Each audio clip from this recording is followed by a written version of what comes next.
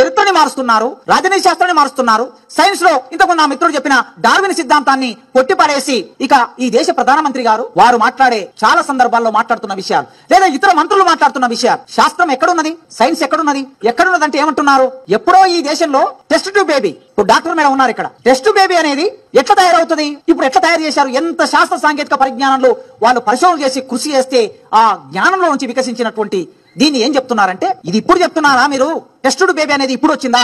భారతదేశంలో మహాభారతం మొదలైందే కుండలో పుట్టినటువంటి పిల్లల ద్వారా మొదలైంది. ఎప్పుడో భారతదేశంలో ఉన్నది ఇది, ఇప్పుడు ప్రపంచంలో ఉన్న సైన్స్ చెప్పేది కాదు అని ఈ దేశంలో ఉండే దేశాన్ని పరిపాలించే గొప్ప నాయకులు మాట్లాడుతున్నారు. ఇది సైన్స్ అవుతుందా? మనం ఆలోచించిన సందర్భం. ప్లాస్టిక్ సర్జరీ అని వచ్చింది. ఇప్పుడు మనకేమైనా ముఖం మీద ఏమైనా, చేతికి ఏమైనా, ఇంకెక్కడేమైనా మన సినిమా హీరోలు ప్లాస్టిక్ సర్జరీ చేసుకుంటారు కదా అందంగా ఉండడం కోసం. ఈ ప్లాస్టిక్ సర్జరీ అనేది ఇది సైన్స్ నుంచి డెవలప్ అయినటువంటిది కదా. కానీ వాళ్ళేమంటున్నారంటే, ఎప్పుడో ప్లాస్టిక్ సర్జరీ వినాయకుని తల తీసేస్తే ఏనుగు తల తీసుకొచ్చి వినాయకుని పెట్టాం కదా, మన దగ్గర ఎప్పుడో ప్లాస్టిక్ సర్జరీ ఉందని చెప్తున్నారు. మరి దీన్ని నమ్మొచ్చా? ఇది నిజమా? ఇది రేపు పాఠ్యాంశంలోకి రాబోతుంది. ఇది పాఠ్యాంశంలోకి రాబోతుంది కనుక మనలాంటి బుద్ధిజీవులం, విశ్వవిద్యాలయాల్లో చదువుకునే బుద్ధిజీవులం ఆలోచించాలి కదా. అందుకే పాఠ్య పుస్తకాలు సమూలంగా మార్చుతున్న సందర్భంలో సైన్స్ అనేది చాలా ప్రధానమైన